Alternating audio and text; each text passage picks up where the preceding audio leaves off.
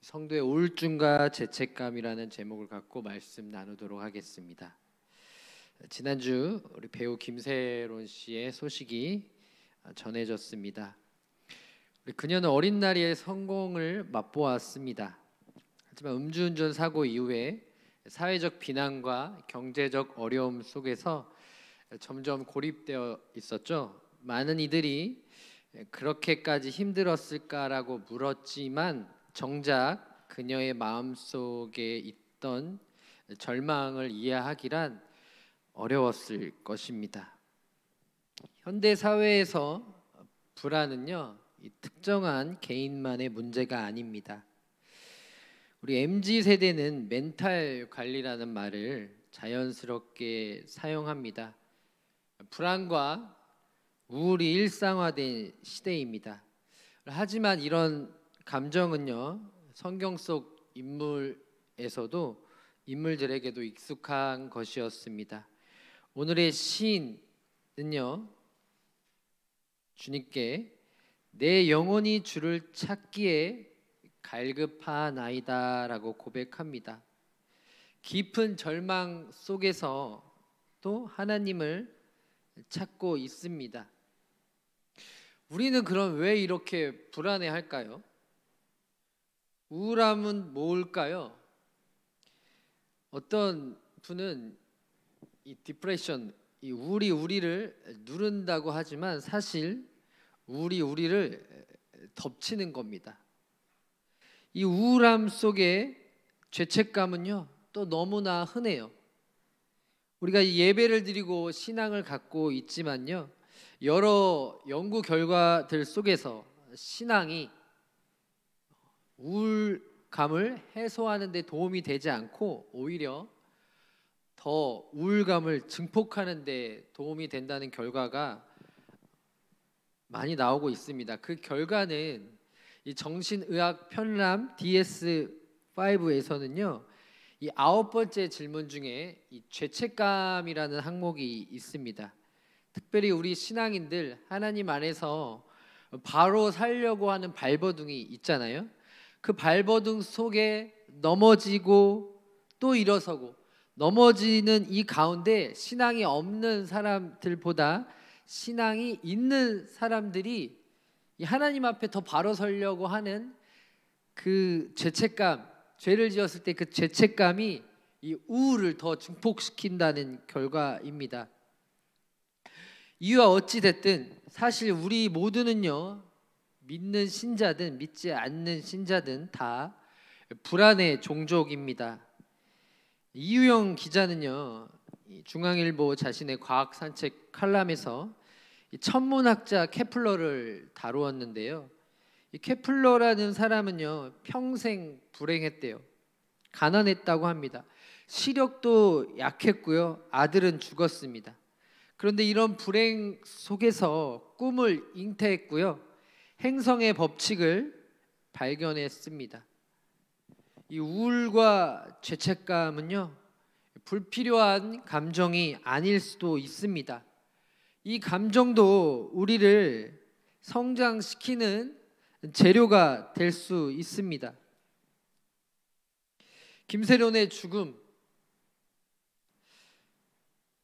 우리 아역스타의 한 자살이 있었던 이유는요, 이 우울증이라는 질병이요, 고위험 자살군에 속하는 질병이기 때문입니다. 그래서 극단적인 선택을 했잖아요.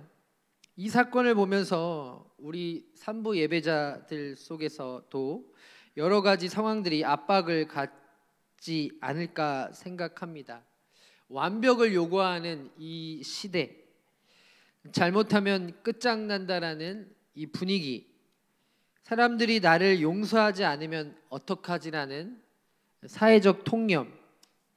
하지만 기독교는 다릅니다. 우리는 실패해도 죄책감을 느껴도 끝이 아닙니다. 성경은요, 실패의 이야기로 가득해요. 오늘 본문도 보면은 이 42편 맨 위편에 고라의 자손이라고 나옵니다. 고라의 자손하면 생각나는 성경 이야기 있습니까? 모세와 아론의 이 친척이었던 고라, 하나님의 말씀에 반하여 200명의 무리들을 이끌고 반역을 일으키죠. 그래서 고라 자손이 많이 죽습니다. 죽지만 하나님께서는 긍휼을 베푸셔서 고라 자손의 족속을 남기셨고요. 비록 민수기와 구약 시대 때 반역을 함으로 많은 고라 자손들이 죽었지만 하나님은 그들을 남기심으로 나중에는 성전에서 찬양을 맡는 문지기 역할을 하게 됩니다. 이런 고라 자손, 여러 가지 백그라운드적인 것은 나쁘지만 찬양하는 직분 속에서 얼마나 기뻐했을까요? 하지만 이 압살롬의 쿠데타라는 이 시적인 환경 속에서 하나님을 예배했던 때를 기억하며 지금의 어려운 상황들을 오늘 시로 통해 말을 하고 있습니다. 1절에 보니까 하나님에 대한 자신의 갈급함은요, 사슴이 시냇물을 찾기에 갈급하다고 해요. 사슴은요, 이 목이 마르면 식도가 달라붙는다고 합니다. 그 가녀린 식도가 목에 달라붙으면 죽음을 의미해요. 그처럼 시인은요, 자신의 엄습한 이 불안과 우울과 이 디프레션 되는 상황 속에서 내 영혼이 주를 찾기에 갈급하다고 합니다. 우리 1절 한번 같이 믿음으로 고백해 봅시다. 시작. 하나님이 사슴이 시냇물을 찾기에 갈급함 같이 내 영혼이 주를 찾기에 갈급하나이다. 고라 자손뿐만이겠습니까? 성경은요, 실패의 이야기로 가득한 내용입니다. 베드로, 예수님의 수제자이면서 예수님을 3번이나 부인했죠. 오늘 많은 시를 쓴 이 다윗 왕, 오히려 간음과 살인을 저지른 정말 최악의 죄를 지은 왕이었습니다. 신약에 거의 반을 썼다는 바울, 초반에는 기독교 박해자였다라는 사실 아시죠? 그럼에도 하나님은 그들을 사용하셨습니다. 우리는 완벽함이 아니라 성장을 목표로 해야 합니다. 이 죄책감과 우울이 여러분들을 성장하게 하는 하나님의 말씀으로 이용하려면 어떻게 해야 될까요?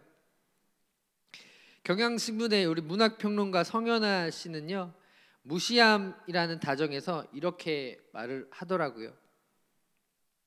때로는 사람들이 우리를 무시할 수 있대요. 그리고 우리 공동체 안에서 나의 어려움을 공동체들과 나눌 때 공동체원들이 때로는 우리의 필요를 깊이 있게 공감하지 못할 때도 있다고 합니다. 하지만 사람들은 우리를 냉혹한 형실로 또는 무공감으로 대할 때 우리의 삶이 우울할 수 있지만요, 우리의 예수님은 우리에게 다정하신 분으로 다가왔습니다. 예수님은 온유하셨고요, 자비로우셨고요, 우리를 끝까지 기다려 주셨습니다. 하지만 그분은요, 우리를 그냥 놔두시지는 않아요. 우리 오늘 본문인 5절, 우리 5절 한 번만 같이 더 읽어보겠습니다. 5절 시작. 내 영혼아, 내가 어찌하여 낙심하며 어찌하여 내 속에서 불안해하는가? 너는 하나님께 소망을 두라. 그가 나타나 도우심으로 말미암아 내가 여전히 찬송하리로다. 아멘. 우리의 삶이 어려울 때 우리의 도움이 어디서 오는지를 우리는 깊이 알아야 합니다. 오늘 시인은 낙심해하는 상황에 있습니다. 불안해하는 상황에 있습니다. 혼자 스스로에게 고백을 하는 것입니다. 그때 시인은요, 하나님께 소망을 두라고 합니다. 요즘 TV 틀면요, 트럼프 대통령 너무 많이 나옵니다. 열국이 트럼프 대통령의 새로운 행정 정책을 하나하나 낼 때마다 모두 다 두려워하고 있는 것 같아요.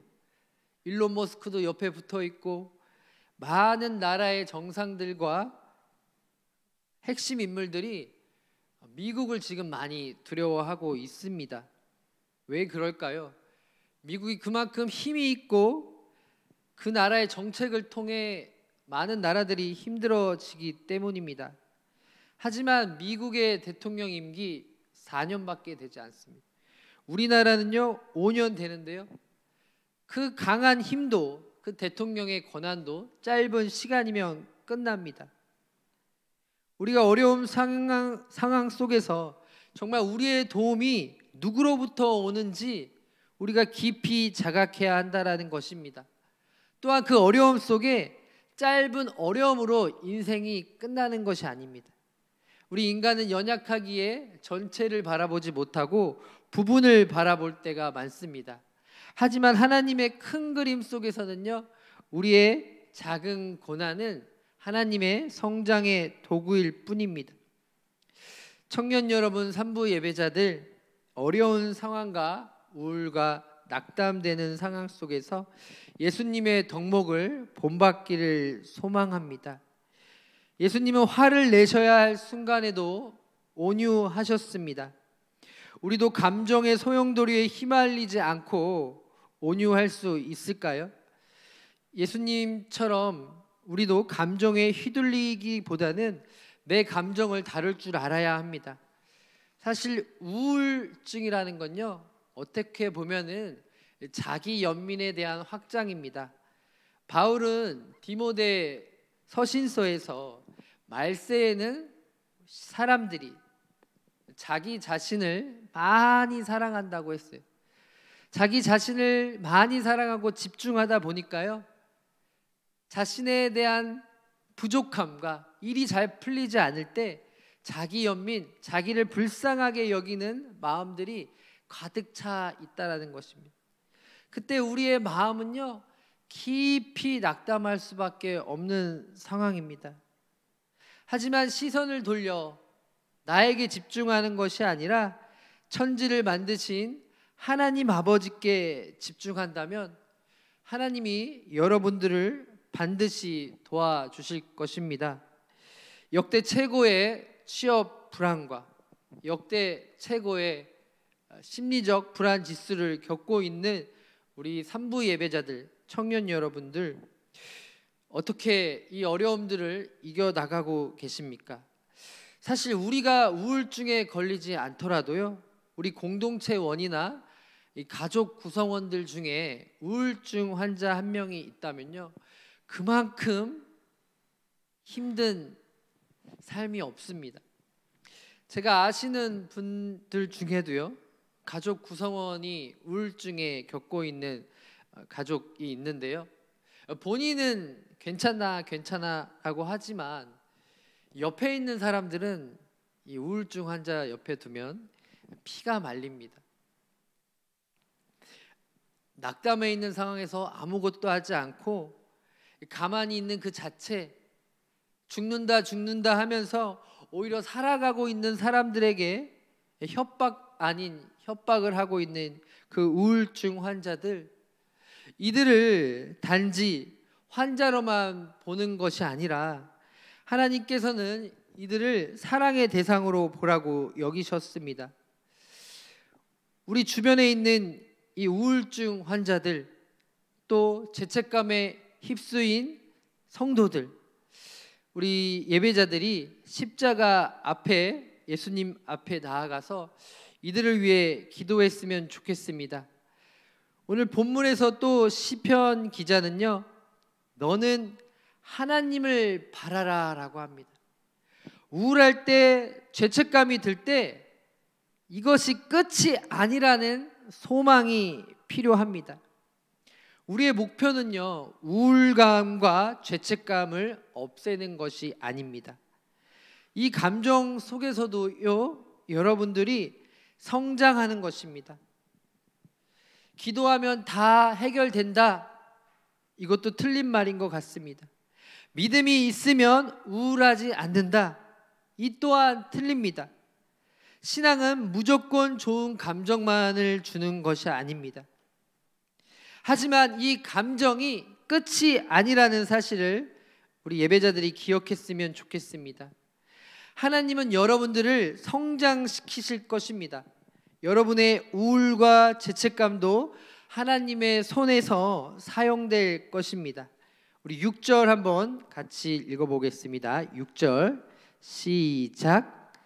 내 하나님이여 내 영혼이 내 속에서 낙심이 되므로 내가 요단 땅과 헤르몬과 미사엘 산에서 주를 기억하나이다. 시편 기자는요, 하나님을 깊이 찾는 상황에서 요단 땅, 헤르몬, 미사엘 산이라는 장소를 기억합니다. 정확히 어떤 지명인지는 모르지만 이 시편 기자가 이런 어려운 상황 전에 하나님 앞에 예배드렸던 때를 기억하는 것입니다. 특별히 우울증, 신앙 부족의 문제가 아닌 것, 인간이 겪을 수 있는 자연스러운 고통의 일부인 것, 또 현대의학, 정신과 약물치료, 이 상담치료도 병행해야 치료가 된다는 것을 여러분들도 이미 잘 알고 있는 사실입니다. 하지만 우리 신자는요, 어디서 힘을 얻습니까? 오늘 시편 기자가 이야기하는 것처럼 요단 땅과 헤르몬과 미사엘 산에서 주를 기억한다. 함께 드렸던 이 공예배 속에서 성도는 힘을 얻을 수 있습니다. 여러분들, 오늘 저의 설교가 또 저의 말이 말씀 전하는 것들이 어설프지만 어수룩하지만 혹시 은혜를 받고 계십니까? 3부 예배 가운데 은혜가 있길 소망합니다. 우리 신자는요, 공예배 가운데 특별히 힘을 받을 수 있습니다. 우리의 목마른 심령, 우리의 갈망들이 이 예배 가운데 회복되길 축복합니다. 성경의 인물들은요, 다윗, 엘리야, 욥 다 우울감을 경험했을 것입니다. 심지어 다윗은 살기 위해 미친 척을 했고요, 욥도 하나님께 항변하며 친구들의 공격이 있었지만 주님을 신뢰하고 찬양하는데 끈을 놓지 않았습니다. 이는 죄가 아닙니다. 우리의 우울은 우리의 당연한 것일 수도 있습니다. 하지만 우리의 이 공동체가 정죄하는 공동체가 아닌 예배 때 와서 위로하고 함께하는 공동체가 되길 소망합니다. 지금은 다 건강해 보이세요. 하지만 한 예배자 한 명 한 명이 거의 생명을 끊으려고 하는 위급한 상황 속에서 오늘 3부 예배 가운데 걸어왔다고 생각해 봅시다. 그 예배 때 하나님을 믿는 마음으로 은혜를 받고 회복되는 역사가 있다면 우리 공동체가 정말 건강한 공동체가 아닐까요?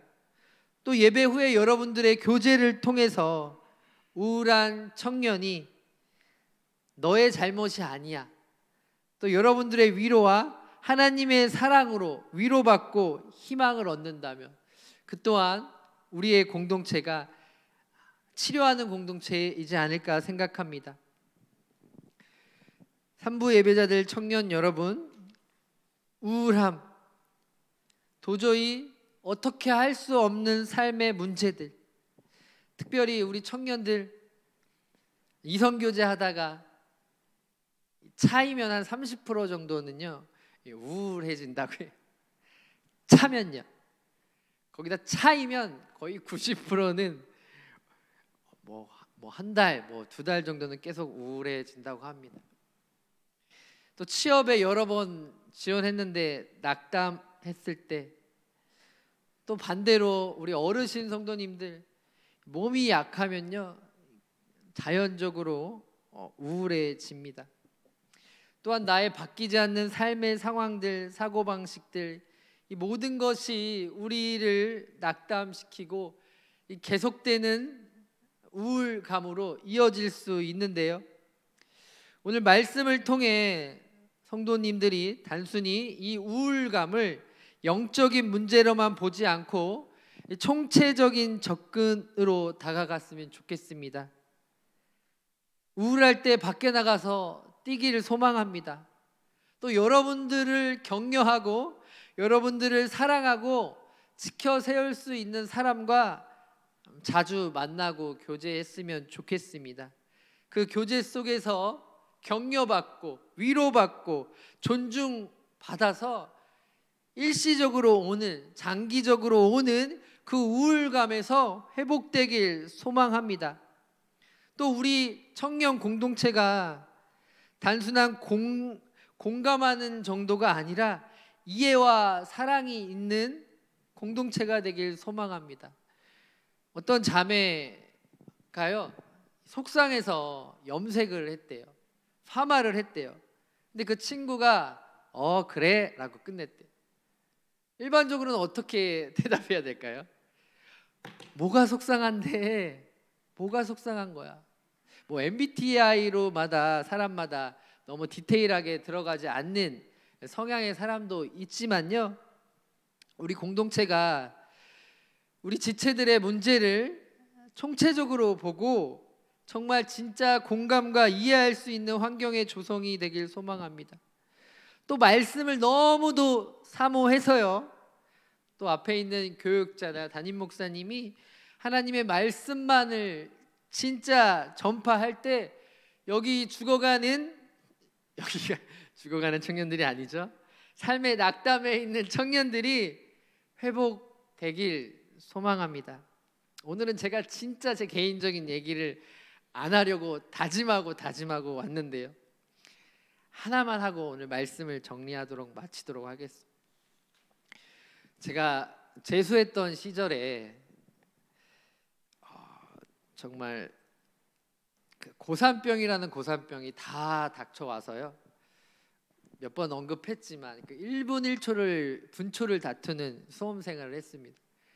그리고 나서 수능이 되기 전에 이미 몸이 다 망가지고 영적으로도 피폐해지고 이미 봉사는 더 공부하기 위해서 다 내려놓은 상황에서 이 지도 목사님이 11시 예배만은 꼭 지켜라 라는 말씀에 11시 예배만은 꼭 지키고 있었습니다. 몸이 아프고 정신도 피폐하면요, 뭐 아시겠지만 사람들 보기도 두렵습니다. 그러면은 딱 우리 지체 몇 명도 그런데 11시 되면 2시 되면 딱 왔다가 담임 목사님 축도하기 전에 딱 나갑니다. 왜요?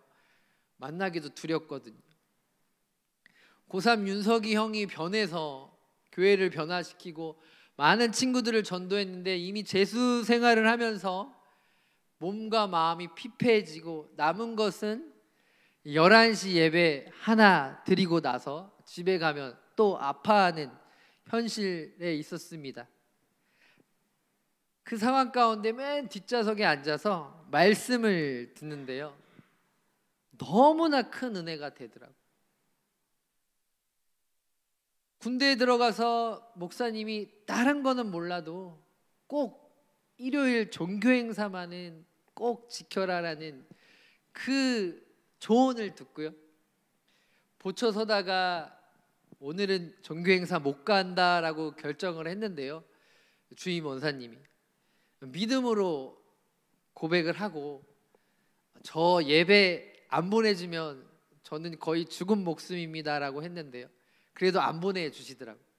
그러다가 제가 탈영할 것 같아서 두려워했는지 나중에는 주임 원사님이 보내주셨습니다. 그래서 한 20분 되는 보초 거리를 고참 따라서 열심히 걸어서 예배를 드렸는데요, 그때 뭐 군종 목사님도 아니고 신학을 전문적으로 배운 병사도 아니고 그냥 112 소총수로 있다가 예배에 어떻게 군종병으로 된 그 군종병의 말씀을 전하는데요, 제가 그 예배가 제 인생에서 정말 손꼽을 정도로 큰 은혜를 받고 군 생활을 했던 것 같습니다. 여러분들 앞으로는요, 죄송하지만 더 힘들어질 것 같아요. 우울증 환자들이 더 늘어날 것 같아요. 한 미국의 듀크 대학 연구처럼 신앙생활하는 우리 신자들이 더 우울감이 심해질 것 같아요. 하지만 오늘 시편 기자는요, 낙심하는 가운데 하나님께 소망을 두래요. 없어질 권력과 일시적인 도움을 주는 것에 의지하는 것이 아니라요, 우리를 영원히 우리의 삶의 문제를 도우실 하나님을 소망하길 바랍니다. 그 하나님의 소망이 예배와 말씀 가운데 회복되길 소망합니다. 무엇보다도 기도 가운데 내 갈급한 심령을 아시는 주님께 여러분들 사슴이 시냇물을 찾기에 갈급함 같이 내 영혼의 필요와 갈망을 기도로서 나아간다면 하나님이 약물이든 공동체든 또 우리의 모든 상황들을 이끌어서 우리를 절대 지속되는 우울 상태에서 끝나게 하지 않을 것입니다.